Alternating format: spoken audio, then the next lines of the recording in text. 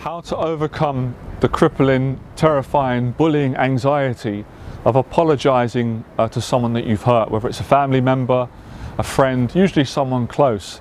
Now, I know how difficult this anxiety is because I used to have it through many years of practice. Apparently, right, I don't want to big myself up. Apparently, I've got good at it.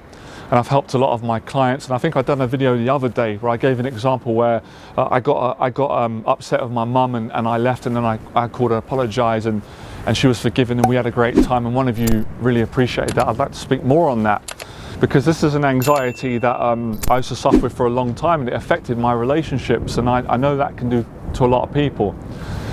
Now, I would say often you're scared to apologise because you're scared of it being awkward or confrontation.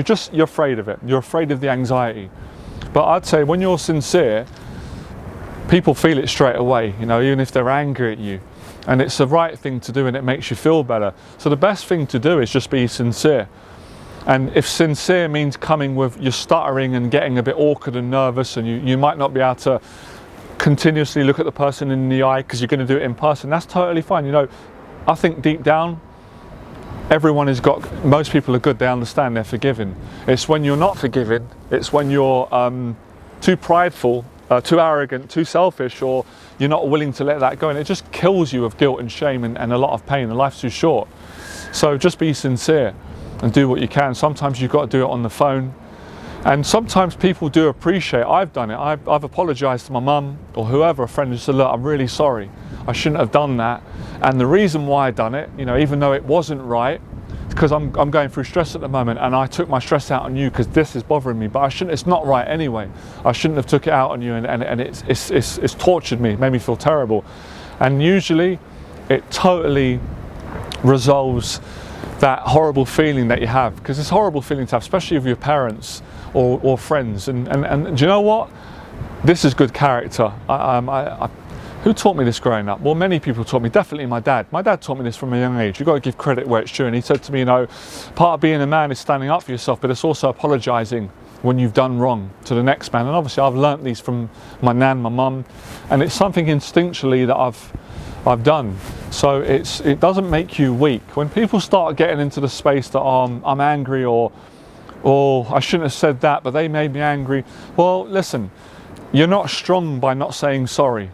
When you've done something wrong to someone, it's actually, you're a strong person by saying apologies, and I accept. And that, look, there's times where the person might say, okay, I appreciate that, but I can't forgive you right now, I'm still angry. And you say, I accept that. You know, you have a right to be angry. You give space.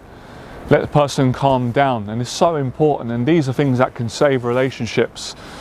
And yeah, so you know, you've got to face that social anxiety, because otherwise you're just living with it, and it's bothering you and it's bullying you, and you don't want to put pain on that person, or, you know, cause unnecessary suffering. Then you have to, and it affects every area of your life.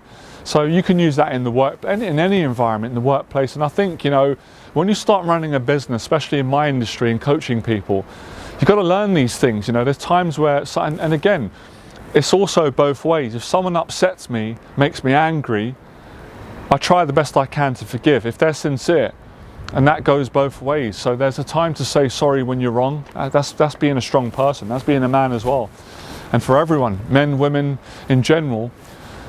And there's a time where accepting it. You know, if someone's generally sorry and they've upset me and they're sincere, I forgive them. You have to, otherwise you're too weak in life. You can't get ahead in life. At some point you're going to get stuck in unforgiveness, or where you can't find it in yourself. And I think a lot of it is love. You can't find that love, and you have to, and that's where the ultimate strength comes in. Now I'm going to deviate. You could think what he's on about. If you struggle to do this, I don't know why I'm laughing, probably because it's true and it's good. Running helps, exercise. Because sometimes people don't have the strength in their character right now. That's fine, I've been there. They don't have the strength to say, I love you, I'm sorry mum, I didn't mean it, or to a friend, or I shouldn't have done that and I was wrong and I apologise. They can't find the strength in their character.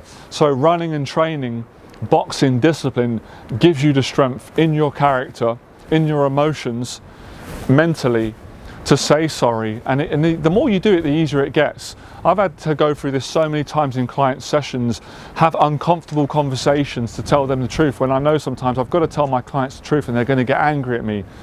But I have to do it because they're paying me to help them and tell them. They're not paying me to lie to them and to always be nice. So sometimes you have to say something from the right place, knowing that it could trigger a person, and you've got to be calm and patient, and that's part of developing in all these areas. So that's how you do it. Obviously you've got to work at it. These things take time. Some of you might get this quicker. It's not a race. Work on yourself, all right? So try that, and that's how you do it. I've kind of taken you through the whole dialogue and process, so you don't just understand it intellectually. It comes across in an impression. You have an experience now where you really feel and go, oh, I can feel what he's saying, I've been there. And we've all had to do it sometimes. So yeah, that's what makes you better. You feel better when you do it, and when you do it, guess what happens? You've got less anxiety and you can live your dreams more.